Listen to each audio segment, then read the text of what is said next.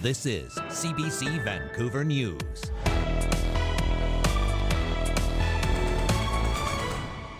The panic of being reno-evicted is settling for less. As the Prime Minister promises a new Renters' Bill of Rights, renters in BC want to see more details.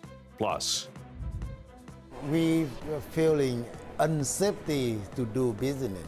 Unsafety, it's not safety, and we get scared. a family business in Surrey suffers massive losses after a stunning break-in at a mall. It looks like the numbers are in fact increasing. The number of calves that were conceived and born this year were higher than in past years. And scientists declare a mass die-off of gray whales in the Pacific Ocean over. But what caused it in the first place? Good evening, I'm Dan Burritt. Thanks for joining us. Renters in BC say they want some more details amid the Prime Minister's pledge of a federal Renters' Bill of Rights. As Michelle Gomez explains, that call comes as many people in this province struggle to find rental housing and afford it. Justin Trudeau is promising funding to protect tenants against rent eviction and landlord abuse, and requirements for landlords to disclose an apartment's pricing history. Nearly 2/3 of young Canadians rent their homes, and they spend a greater share of their income on housing than other generations. And in cities like Vancouver, where we are today, this is even more true. This is the most expensive city to rent in the country. A UBC study published last year found BC is the eviction capital of Canada, with an eviction rate of almost double the national average. Fiona Scott has been evicted from 3 different homes over the last 15 years, all for reasons out of her control. Most recently, she was rent-evicted from her Kitsilano apartment in 2021, a place she had called home for 7 years. When you're forced to be in a situation where your impending rent is proportionally more than what you've been paying for the last few years, through no choice of our own, it's hard. And so, yeah, it's a panic mode. She hopes Ottawa's new measures will protect those in similar situations. Even if it just allows the rentee to have a little bit more time to find out their stance and how they're protected, because the panic of being reno-evicted is settling for less. The Liberals are also proposing to change federal rules so that making rental payments on time could count towards your credit score to help renters one day buy a house. BC's housing minister says it's a small step in the right direction. The idea that someone can use their rental history as part of their credit score, I think it will help a lot of people. As for the Bill of Rights, we'll have to wait for the details. Many of the things that are being suggested are actually things that we've already done here in British Columbia. But many Vancouver renters say even with the new reforms, home ownership still feels out of reach. Vancouver, or the Lower Mainland in general, it's really expensive to buy houses. And for me, I would have to win the lottery. That's the only way. Just the cost of living. You can't actually have a life and save enough money at the same time. It's rough. The measures will be introduced as part of the upcoming federal budget slated to drop in mid-April. Michelle Gomez, CBC News, Vancouver. A Surrey family is in shock after their jewelry store was broken into this week. Thieves made off with up to $100,000 in merchandise. As Liam Britton shows us, the costly heist was caught on video. 4 intruders enter, and thousands of dollars of merchandise leave. Video provided by the family that owns White Rock Jewelers shows a devastating break-in early Monday morning. Owner Kong Nguyen says it only took minutes to lose about $100,000 of goods, and the store took physical damage that could add up to another 50 grand. It's terrible. The first time we see that. They broken all the window here. He says rings, bracelets, and pendants were swiped, and they were left with a huge mess. Broken the door, broken all the socket, and broken all the window. The family says the shop was uninsured. They say they've tried to get insurance, but companies have been too strict with their requirements. Nguyen says being robbed is a sad, frightening experience. We are feeling unsafety to do business. Unsafety, it's not safety, and we get scared. We get scared. The shop is located here at Semiahmoo Shopping Centre in South Surrey. Mounties say around 4:20 Monday morning, they were called about the break-in. They raced down with a dog team, but the suspects had fled, reportedly in a dark-colored SUV. Being able to review the video and see how calm they are and they had a plan. They wouldn't say what steps they are taking in the investigation, but they are looking for any similarities to other crimes in other police jurisdictions. In this instance, it's a very brazen break and enter where the suspects clearly just took their time and went about their business throughout there. Nguyen says he's been in the jewelry business about 10 years, but now he's thinking about how to run the shop differently. We have a gold, we have a diamond for sale, but we cannot put outside. But we still stuck to don't know how to figure out with that. Police are seeking any witnesses or camera footage to help solve the crime. Liam Britton, CBC News, Vancouver. Mounties say officers have seized guns, ammo, and explosives from a home in Port Alberni. The police say they went to the home on Monday for a wellness check. When they got there, they found restricted guns and ammo. Then they came back with a search warrant and found more guns, thousands more rounds of ammunition, and homemade explosive devices and the chemicals used to make them. Police say they have since detonated the explosives. A 48-year-old man has now been charged and is still in jail. Commuting is going to be a little bit more expensive for transit users this summer. The Translink Board has voted for a 2.3% fare increase across Metro Vancouver. Shoria Chetri has more on how much it will cost you and why. It's a 5 to 15 cent increase to the regular and discounted fares. Like hike is always hike, it's rise, right? It doesn't matter like 10 cents or $10. Maybe for like a casual person that maybe uses it a couple times a week, it wouldn't matter that much. But personally, if I use it every day, it definitely builds up the 5 to 10 cents. Every day, every time I use this, so it is a very big problem. Sometimes it makes sense because everything else is going up, but I guess if they're going to increase prices, they should actually increase services as well. Translink says it is adding additional services, dozens of new buses on the road, and extending operating hours on some routes. Investment plan is a short-term plan to address some of the chronic overcrowding that we're seeing on our system and in parts of the regions. This will be the third year in a row that Translink has increased fares by 2.3%. And Carson Binda with Canadian Taxpayers Federation worries the fare increase will add even more pressure to families. This fare increase and these property tax hikes are coming at a really bad time for normal British Columbian families. We know that food banks across Metro Vancouver are seeing record-breaking demand right now. Rent, mortgage payments are all through the roof.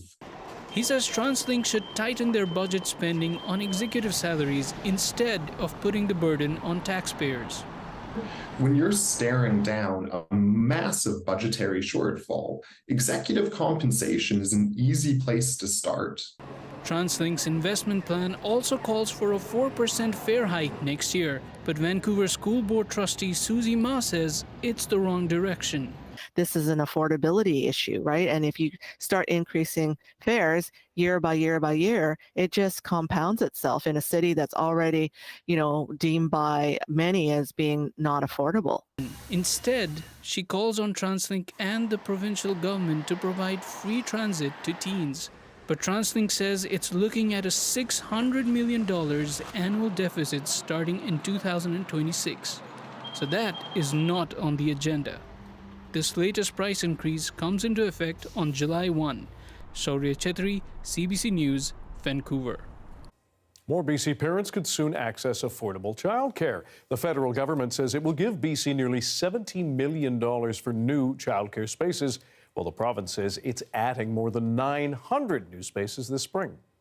We know parents who work longer hours or shift work, families in remote communities, or families with physical accessibility needs often struggle to find childcare that works for them. This brings the total number of childcare spaces in BC to 15,000. For parents and guardians, finding a spot in the $10 a day program means paying $200 a month per child, down from over $1,000. Meanwhile, a new primary health care centre is coming to Richmond. People who have non-threatening conditions that need to be addressed within 12 to 24 hours will be able to access the Richmond East UPCC. The Urgent and Primary Care Centre is opening April 2nd. It will treat burns, skin infections, as well as children's illnesses. The provincial government hopes it can ease the burden on hospital emergency rooms. A mass die-off of grey whales in the Pacific Ocean has been declared over.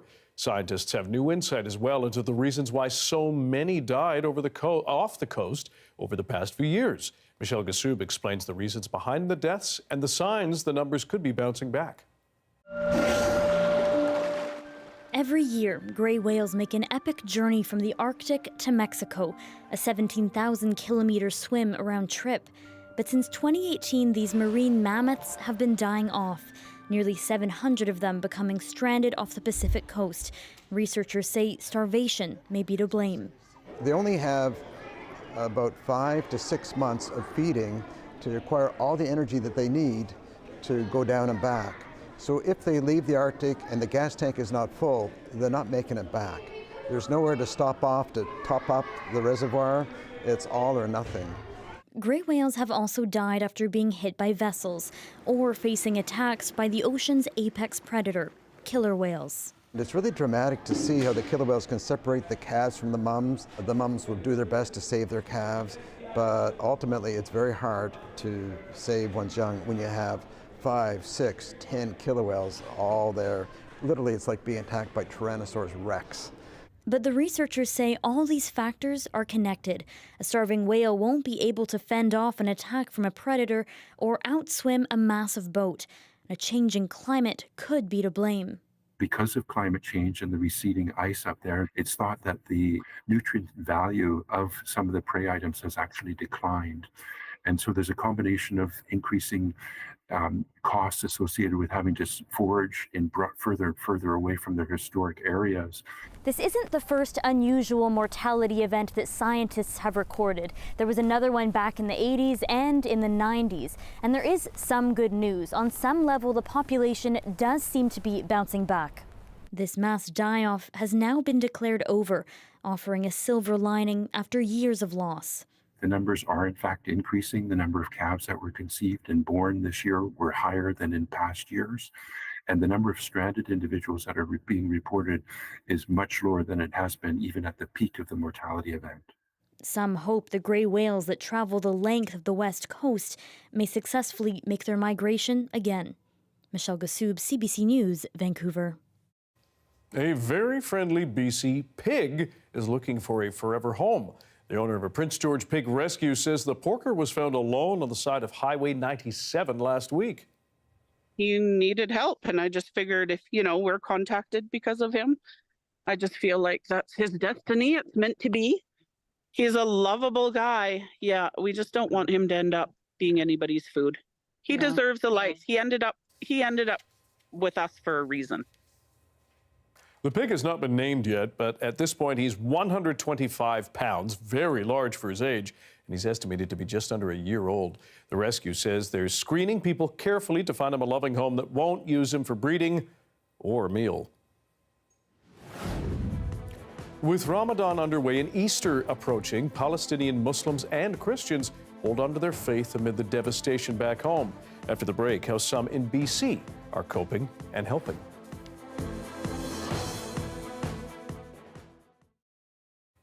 Thanks for watching our commercial-free live stream tonight.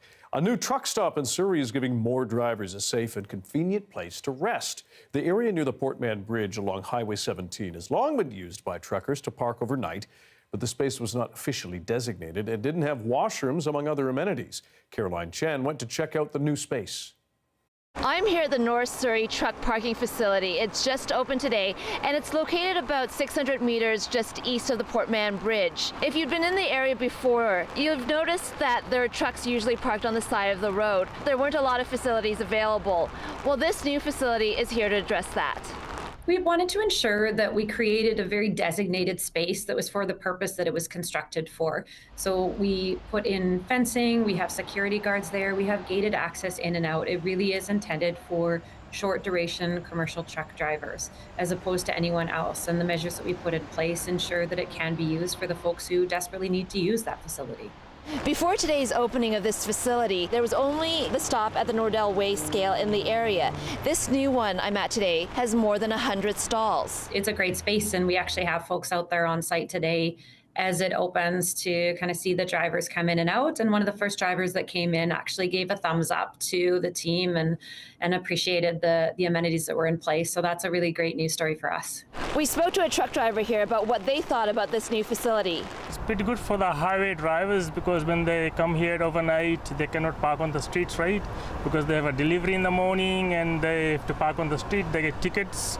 And this is the good thing Surrey City has does. I want to show you what is available. And you have to keep in mind, like, if you've got a big semi, you're not going very far, right? Like, you need to have spaces for you. So we're here in the bathroom. And again, it's brand new because only 7 truckers have been here. But as you can see, there's a place for a shower, facilities. You might think, oh, well, you can go anywhere. But again, if you have a semi-truck, you're not going very far. The government says that if there is additional demand, that there is room to grow at this location to add more stalls. Caroline Chan, CBC News, Surrey.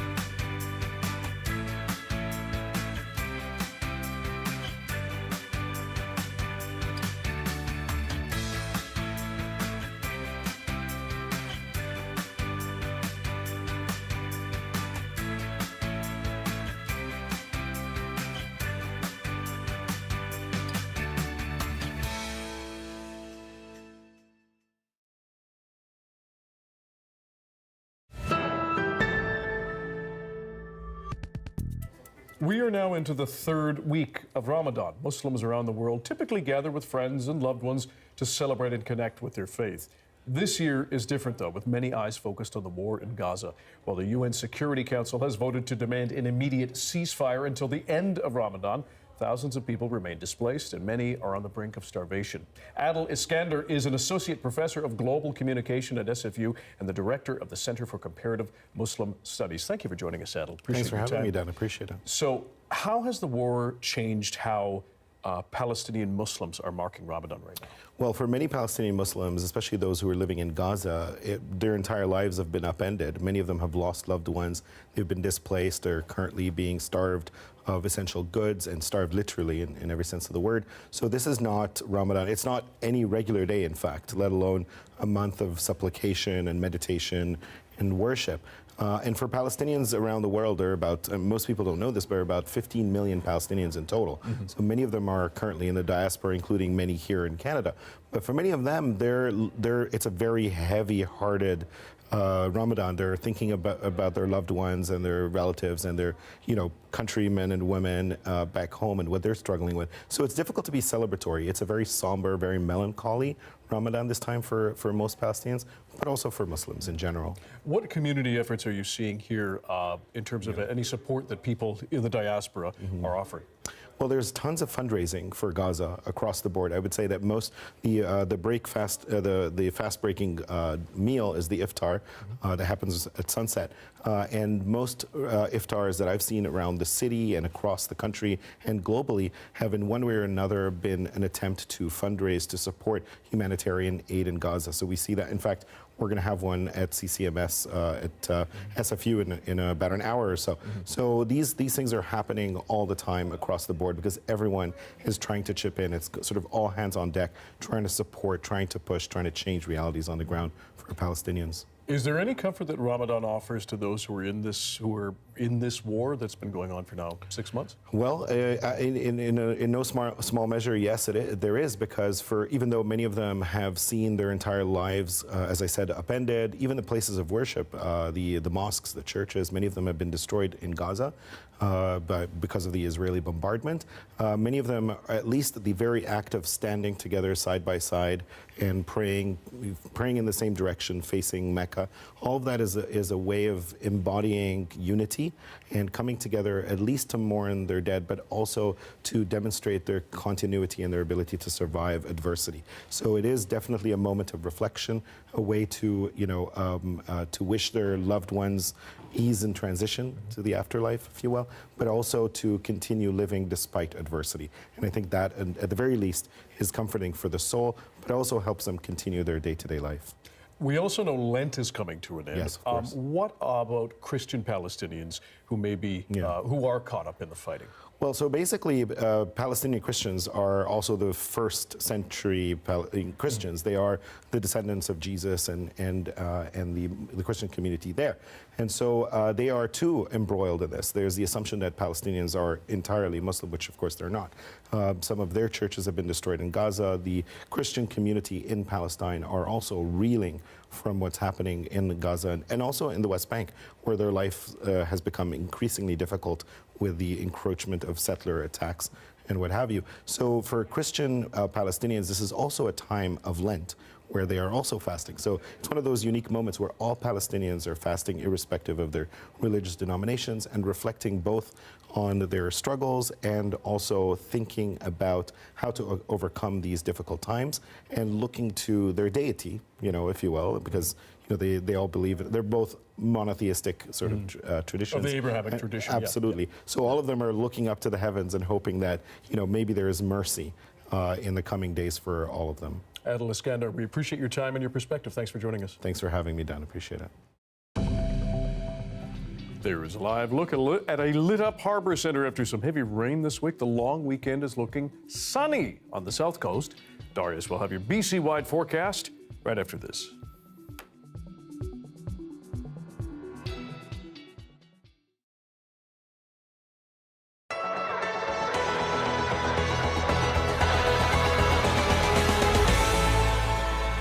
One-week-old Thomas Butler is a picture of health and the apple of his parents' eyes. He's also the first baby born at the new obstetrics unit. My first one, the girl, she was born in Grand Falls, and my boy, he was born in Gander, thankfully.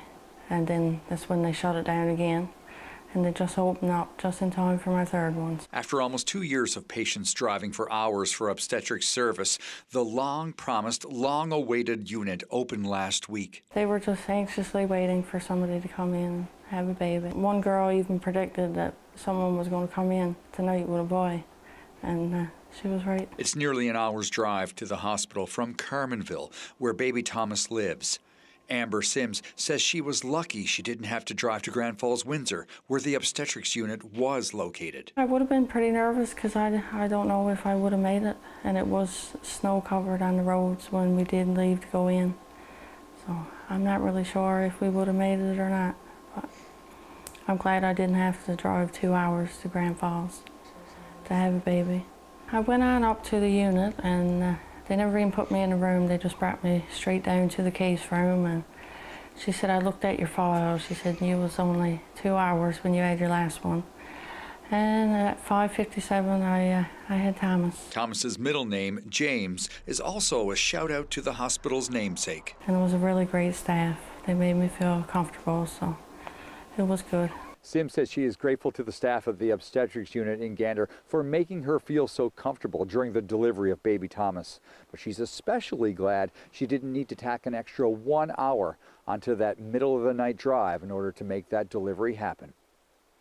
Troy Turner, CBC News, Carmenville.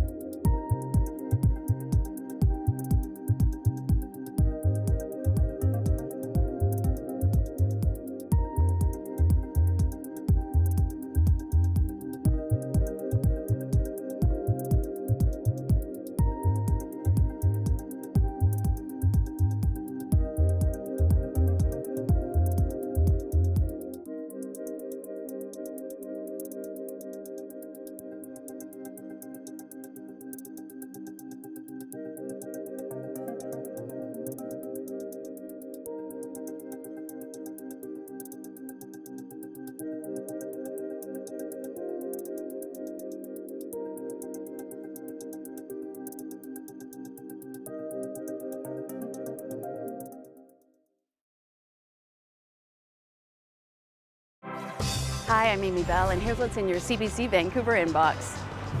On April 13th, join CBC at the Vancouver Vasaki Festival. Drop by the CBC Vancouver tent, say hi, and win some fun CBC prizes. The Vasaki Festival continues in Surrey on April 20th. The event features some of the biggest celebrations outside India with colorful floats, community performers, and live music, all rich in culture. More info at cbc.ca/BC.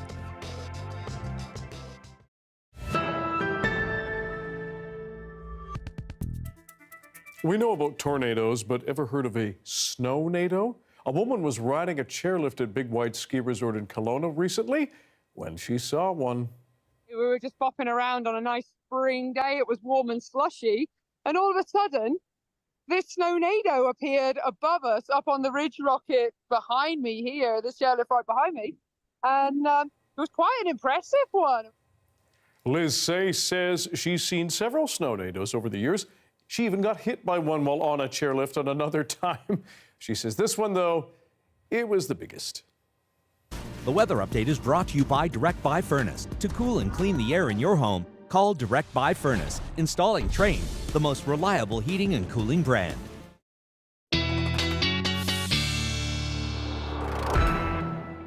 Time for a BC-wide weather forecast with Darius Madavi as we head into a long weekend. What beckons for us, sir? Oh, I think we got pretty lucky for a long weekend, Dan, for many people, unless you're hoping to go skiing, in which case it'll be pretty springy conditions. All our excitement has now passed. I mean, if you ask me, we got pretty lucky with those thunderstorms, so it's a little bit of excitement. No more in the forecast now, though. Things are really calming down. In some parts of the southern interior, like the Thompson and the Kootenays, the Columbias, we may actually see a chance of thunderstorms tomorrow afternoon, but for the most part, calming down, most of that precipitation passing by now. The story is going to be the temperatures, which are coming up in the south, mostly coming up in the north as well, although they may drop for a day or two. We're going to see those temperatures come up, maybe hitting 20 in some places by the end of the weekend. I wouldn't count on it, but it is a possibility. So as we really get up in those temperatures, then if we turn to our conditions tomorrow, it looks like we're pretty calm and sunny in the north and pretty active in the south. But a lot of these places, we're going to see those morning showers, those morning flurries, and then calming down into the afternoon as the sun comes out and some of that cloud clears up, except for some places like the southeast may continue to see some of that precipitation later in the afternoon, especially if they get those thunderstorms. Possibility that there'll be some heavier rain to go along with them, but I wouldn't expect to see too much. And if we take a look at our accumulation map, you'll see why. Most of that activity just happening tonight. By tomorrow morning, we've pretty much calmed down. In the northwest, maybe we'll get a little bit more activity. And again, tomorrow evening, we may see a little bit in the southeast. But for the most part, pretty calm into the weekend. So if we zoom into the south coast, all that coming just in the next 12 hours or so, 16 hours maybe. And then we've pretty much calmed down, and there's really not much precipitation at all in Vancouver. Maybe a little bit of snow left over for those mountains tonight as before those freezing levels really jump into the weekend to around 3,000 meters. But in terms of a forecast, That sun is really going to be driving up those freezing levels. Just those morning showers tomorrow, and then we've calmed down. It's going to be a beautiful sunny weekend and a pretty easy trip for the Easter Bunny, I'd say. Sounds good. Thanks, Darius. Thanks, Dan. And that is your late news for Thursday. Thank you for joining us tonight. For news at any hour, check our website, cbc.ca/BC. Your next local news is in the early edition on CBC Radio 1. That starts tomorrow morning at 5:30. Janella Hamilton will be your host here tomorrow night at 6 p.m. Our 11 o'clock late show is taking a break. I will see you next Tuesday. And to those of you celebrating, happy Easter. Enjoy the long weekend. Take care.